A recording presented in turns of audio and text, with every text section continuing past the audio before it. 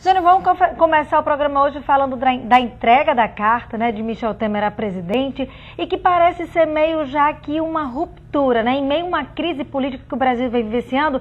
Ele fala de desconfiança e que foi um vice decorativo. E aí, Jânio, o que é que isso pode acarretar no momento que o Brasil está numa situação tão delicada politicamente? A crise se acentuou, está mais grave desde ontem, porque até a semana passada havia uma série de matérias especulando sobre a dificuldade de relacionamento entre o vice-presidente Michel Temer e a presidente Dilma Rousseff. Ele fez uma carta ontem, ao final da tarde, mandou entregar essa carta por uma assessora dele, a presidente, e pegou um avião, foi para Brasília, que ele havia tido uma reunião em São Paulo, né? E quando chegou em Brasília, a carta já havia sido divulgada. E ele reclamou.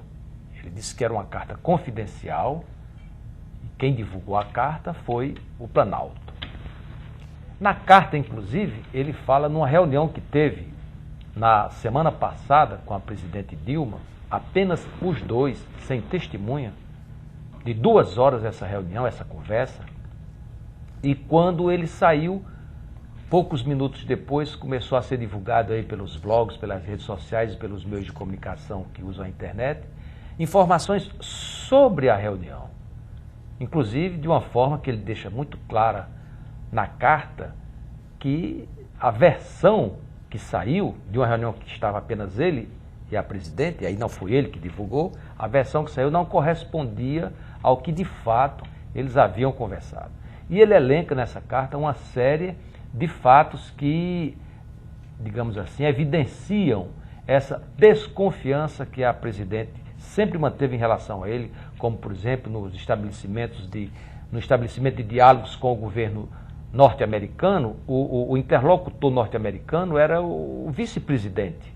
E aqui no Brasil deveria ser também o vice-presidente, mas ela colocava outros interlocutores, inclusive, sem a expressão institucional do cargo que um vice-presidente tem. Há um fato concreto nesse momento.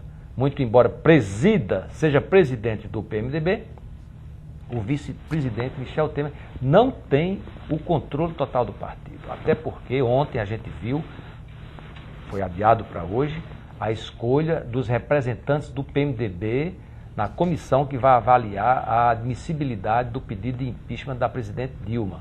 O PMDB, aliás, desde que houve a reforma partidária, ele é um partido dividido. E às vezes, por poucos votos, ele define se fica contra ou a favor do governo. Chegou mais uma vez nessa fase que se iniciou com essa carta do vice-presidente, que o PMDB vai ter que decidir se fica com o governo ou contra o governo, mas provavelmente deve repetir uma situação que ocorreu algumas vezes anteriores. Parte ficar no governo e parte contra o governo, a partir de ministros. O PMDB tem ministros no governo. Na sexta-feira passada, o ministro Eliseu Padilha, ligado a Michel Temer, entregou o cargo. Outros ficaram, mesmo sendo ligados a Michel Temer, mas com essa carta, provavelmente, a definição pão, queijo, quem está com o governo ou contra o governo, a partir dessas próximas horas, a gente vai ter, inclusive com a formação de 2 comissões que vão bater chapa para saber qual delas vai ter realmente os representantes do PMDB ligados ou ao governo ou a Michel Temer. Se agudizou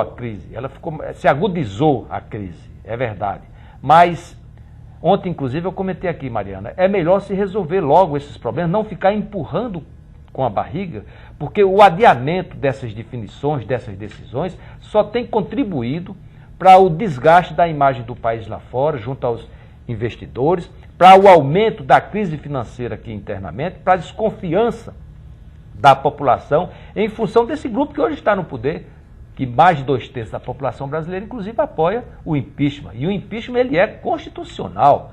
Ele não é um golpe assim que tira. Não, ele tem todo um procedimento, a população vai acompanhar. E a gente deseja, sinceramente, é que 2, 3 meses, no máximo 4 meses, que é o período mais ou menos em que se define se a presidente será afastada ou não, que pelo menos em relação ao impeachment isso seja resolvido. Porque tem outros procedimentos. Há, inclusive, um procedimento no Tribunal Superior Eleitoral que visa anular as eleições. Aí, anulando as eleições, o Michel Temer não assume. É uma nova eleição. Tem também essa janela, tem também essa perspectiva, que aí já está sob a responsabilidade não do Legislativo, Câmara dos Deputados e Senado, que é o caso do impeachment, mas do TSE, judicializando-se o mandato da presidente e também do vice.